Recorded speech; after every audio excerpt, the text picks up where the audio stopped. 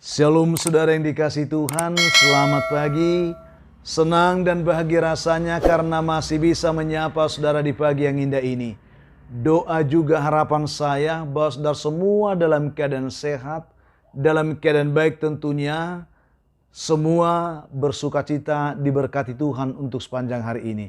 Itulah doa saya untuk saudara di pagi hari ini. Kita bersyukur saudara, kita masih diberi anugerah hari baru oleh Tuhan pagi ini. Tentu dengan berkat Tuhan yang baru juga yang bisa kita nikmati di sepanjang hari ini saudara. Namun sebelumnya, mari kita terlebih dahulu merendahkan diri. Kita mohon pimpinan Tuhan menyertai dan menuntun hidup kita hari ini. Mari kita berdoa. Bapa kami menaikkan syukur kami kepada Tuhan pagi ini. Bersyukur untuk kasih dan setia Tuhan yang telah memimpin, menyertai, memberkati hidup kami sepanjang malam. Juga sudah menganugerahkan kepada kami hari baru pagi ini. Berkati dan pimpinlah kami oleh Roh Kudus-Mu Tuhan, sehingga kami boleh berjalan dalam kemenangan Kristus di sepanjang hari ini. Dalam nama Tuhan Yesus kami berdoa. Amin. Saudaraku yang dikasihi Tuhan, firman Tuhan yang menjadi dasar perenungan kita pada pagi hari ini, saya siapkan satu bagian ayat firman Tuhan yang terambil dari kitab Amsal pasal 4 ayat yang ke-23. Dan saya sangat yakin ayat ini karena pendek dan juga sudah sering kita dengar, pasti sudah kita hafal saudaraku. Demikian bunyi firman Tuhan. Jagalah hatimu dengan segala kewaspadaan, karena dari situlah terpancar kehidupan. Ini yang akan kita renungkan pada pagi hari ini.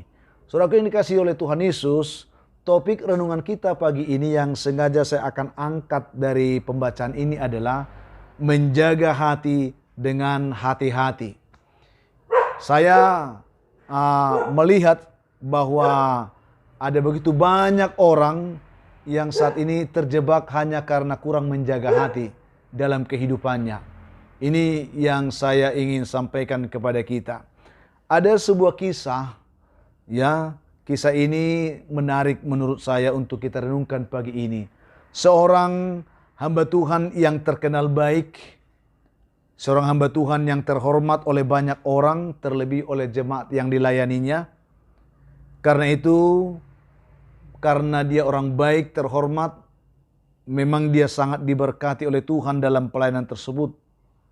Suatu hari saudaraku, hamba Tuhan ini sedang memperbaiki pagar depan rumahnya. Lalu dengan hati-hati, hamba Tuhan ini memalu pagar itu dengan paku, karena pagarnya ada yang rusak. Ketika hamba Tuhan ini bekerja, tiba-tiba ada seorang bocah kecil, seorang anak laki-laki yang terus-menerus memperhatikan hamba Tuhan ini dengan cermat, yang sedang memaku kayu di pagarnya itu. Mula-mula saudara, hamba Tuhan ini membiarkan perilaku anak itu karena berpikir mungkin bocah ini tertarik dengan pekerjaan tukang kayu. Namun saudara, karena bocah itu tidak pergi-pergi dan memperhatikan hamba Tuhan ini dengan sangat serius, akhirnya hamba Tuhan itu pun bertanya kepada bocah tersebut. Dia katakan, "Nak, kok dari tadi kamu berdiri di situ dan memperhatikan aku memaku pagar ini?" dia katakan. Lalu hamba Tuhan ini berkata lagi, "Memangnya kamu suka untuk kerja kayu ya nak?" dia katakan. Lalu bocah itu dia menggelengkan kepalanya dan tiba-tiba dia menjawab hamba Tuhan, dia katakan, "Pak Pendeta, dari tadi aku berdiri di sini melihat, memperhatikan Pak Pendeta, karena aku sedang menunggu apa yang keluar nanti dari mulut Pak Pendeta ketika jari Pak Pendeta itu terkena palu." Demikian jawab bocah kecil ini dengan sangat serius kepada Pak Pendeta itu. Langsung saudaraku, ketika mendengar jawaban itu, hamba Tuhan ini pun terdiam sejenak. Dia memberhentikan pekerjaannya. Dan memperhatikan anak kecil yang polos ini.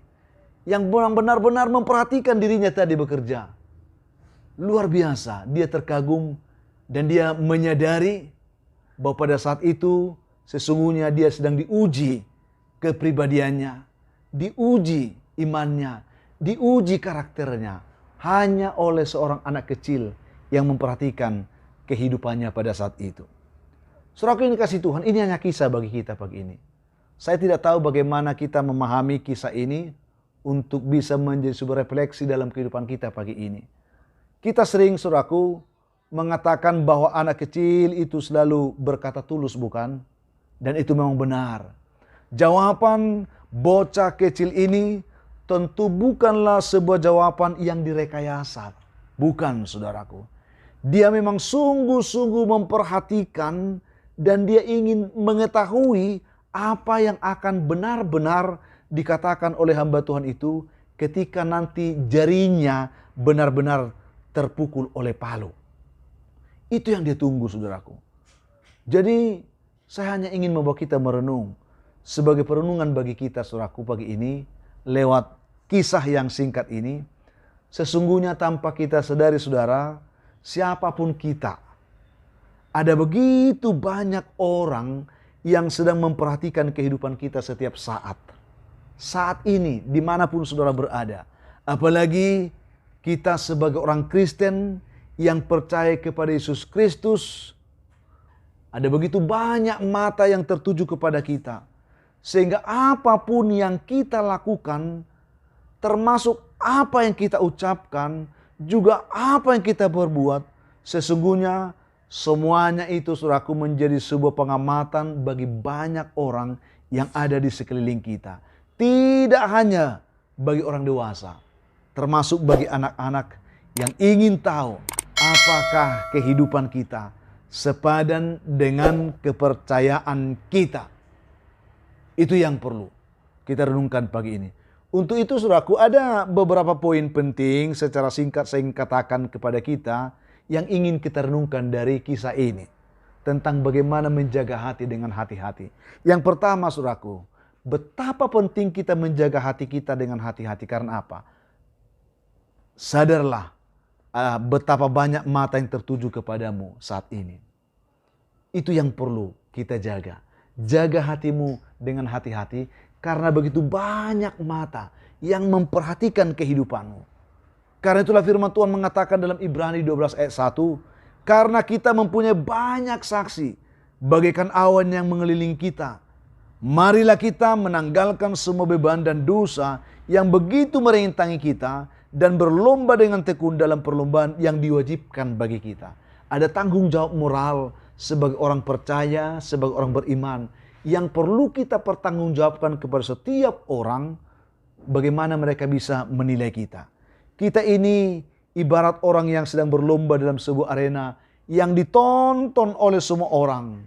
Ya, untuk itu mari kita menanggalkan segala beban yang merintangi kita dikatakan dalam perlombaan iman itu. Apakah itu karakter buruk kita, perilaku kita yang tidak baik, sikap-sikap kita yang tidak terhormat, ya, perbuatan-perbuatan kita yang sering tidak terpuji, sehingga kita dapat memenangkan perlombaan iman kita. Dan semua orang akan melihat bahwa ketika kita bisa memenangkan perlombaan itu, semua orang juga bisa bersorak-sorai, saudara, atas kehidupan kita. Itu yang pertama.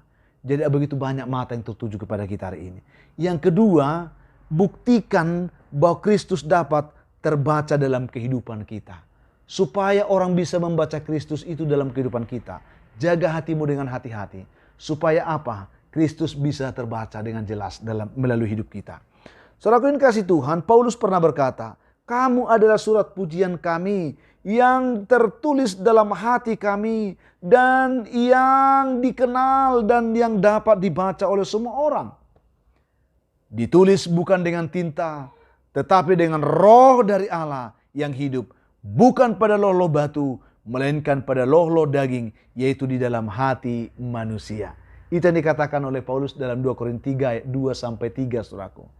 Karena itu, saudaraku, hidup kita ini seperti surat yang terbuka, tentu setiap orang ingin membacanya, ya.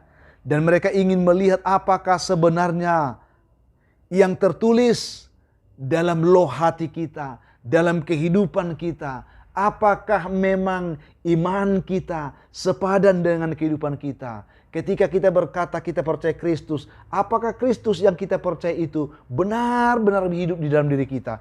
Ini yang orang ingin perhatikan dari kehidupan kita, saudaraku.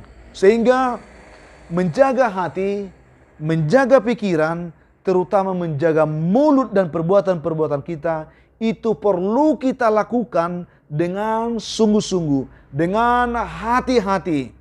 Karena dengan semuanya itu, saudaraku, orang lain dapat melihat bahwa kita benar-benar adalah surat Kristus yang dapat membantu mereka mengenal Tuhan, mengasihi Tuhan, dan percaya kepada Tuhan, sehingga mereka pun beroleh anugerah kasih dan keselamatan dari Tuhan. Itu yang saya sampaikan pada pagi hari ini. Tidak bisa kita sangkal. Memang kita masih hidup di dunia, saudaraku. Ya, sehingga sifat-sifat duniawi pun tentu masih bisa sangat mudah mempengaruhi kehidupan kita. Tetapi Paulus mengatakan, sebab itu kukatakan dan kutegaskan ini kepadamu dalam Tuhan, jangan hidup lagi sama seperti orang-orang yang tidak mengenal Allah dengan pikiran mereka yang sia-sia. Ini penting supaya hati kita tetap terjaga dengan hati-hati. Pikiran kita, sikap kita, karakter kita dikatakan jangan hidup lagi seperti orang tidak mengenal Tuhan. Karena kita orang percaya, kita orang sudah mengenal Tuhan, hiduplah berpadanan dengan imanmu, dengan kepercayaanmu, dengan sungguh-sungguh engkau meletakkan hidupmu di tangan Tuhan. Maka Tuhan akan membantu kita untuk benar-benar dapat menjaga hati kita dengan hati-hati. Tuhan memberkati saudara dengan renungan kita pagi ini. Kita berdoa. Bapa, kami menaikkan syukur kami kepadamu pagi ini untuk firman yang kami terima, renungkan. Tuhan mau supaya kami benar-benar bisa menjaga hati kami dengan hati-hati. Karena ada begitu banyak mata yang tertuju kepada kami. Dan ada begitu banyak orang yang ingin melihat kehidupan Kristus melalui hidup kami. Berkatilah setiap kami Tuhan. Umat-Mu dimanapun yang mendengarkan renungan ini, sertai dan pimpin hidup mereka, sehingga mereka yang lemah dikuatkan, yang jatuh diangkat Tuhan, yang tidak berdaya diberikan lagi semangat baru, yang putus asa diberi harapan, yang berduka dihiburkan Tuhan. Hamba juga doakan umat Tuhan yang bergumul, yang memikul beban hidup yang berat, berikan mereka kelegaannya Tuhan. Yang sedang bergumul karena sakit penyakit, Tuhan mengulurkan tangan menjamah mereka, memulihkan, menyembuhkan mereka dalam nama Tuhan Yesus. Hamba juga doakan yang sedang bergumul mencari pekerjaan, Tuhan berkati. Yang mengharapkan jodoh diberkati Tuhan. Yang mengharapkan keturunan pun diberkati oleh Tuhan. Hamba doakan anak-anak kami dalam perguruan pendidikan mereka hari ini. Tuhan berikan mereka semangat belajar dan kepintaran, hikmat dan akal budi menyertai mereka. Ada anak-anak Tuhan yang bersuka cita hari ini karena mereka berulang tahun. Penuhkan sukacita mereka Tuhan. Dan ajar mereka bersyukur karena itu anugerah Tuhan atas hidup mereka. Hamba doakan juga ada begitu banyak umat Tuhan pagi ini yang sedang bergumul karena beban hidup yang berat, yang terbelenggu oleh persoalan kehidupan yang sulit, oleh kuasa setan dan kuasa gelap. Mereka tidak berdaya, mereka terjatuh, tergelincir, mereka putus asa. Tuhan Yesus yang baik, ketika mereka mendengarkan renungan juga doa pagi ini, biarlah kiranya mereka dapat memperoleh pertolongan Tuhan, anugerah kasih Tuhan atas hidup mereka. Itulah harapan kami pagi ini, sehingga mereka boleh ditolong, dilepaskan, dibebaskan, dipenuhkan dalam sukacita demi Kristus Yesus Tuhan kami. Amin. Saudaraku yang kasih Tuhan, apapun keadaan hidup yang sudah hadapi hari ini, tetap semangat saudaraku, jadi kuat dalam Tuhan, bersukacita senantiasa, jangan menyerah, dan mengucap syukur atas segala sesuatu. Itu pasti dikehendaki Tuhan di hidup saudara hari ini. Kalau saudara mempunyai beban, pergumulan hidup yang berat dan memang saudara rindu didoakan, hubungi kami saudara seperti orang lain yang sudah menghubungi kami untuk didoakan. Kami siap berdoa untuk saudara. Itu komitmen kami. Dan kalau saudara mengharapkan renungan ini selalu ada menyapa saudara setiap hari, setiap pagi tentunya, dukung kami dalam pengembangannya saudaraku. Dengan membagikan renungan ini dengan setia kepada sebanyak mungkin orang. Supaya sebanyak mungkin juga orang bisa menonton dan beroleh berkat Tuhan dalam hidup mereka hari ini. Itu penyemangat bagi kami. Berikan komentar yang baik di link YouTube kami, like, subscribe bagi saudara yang belum melakukannya, sebagai bentuk dukungan saudara untuk pelayanan ini. Dan saya ingin katakan Tuhan memberkati saudara atas semuanya itu. Akhirnya saudara, saya Pendeta Linti Dongoran, Pendeta GKP Jemaat Khusus Horizon Medan, menyampaikan sampai jumpa di kesempatan lain saudaraku. Tuhan memberkati hidup saudara hari ini. Shalom.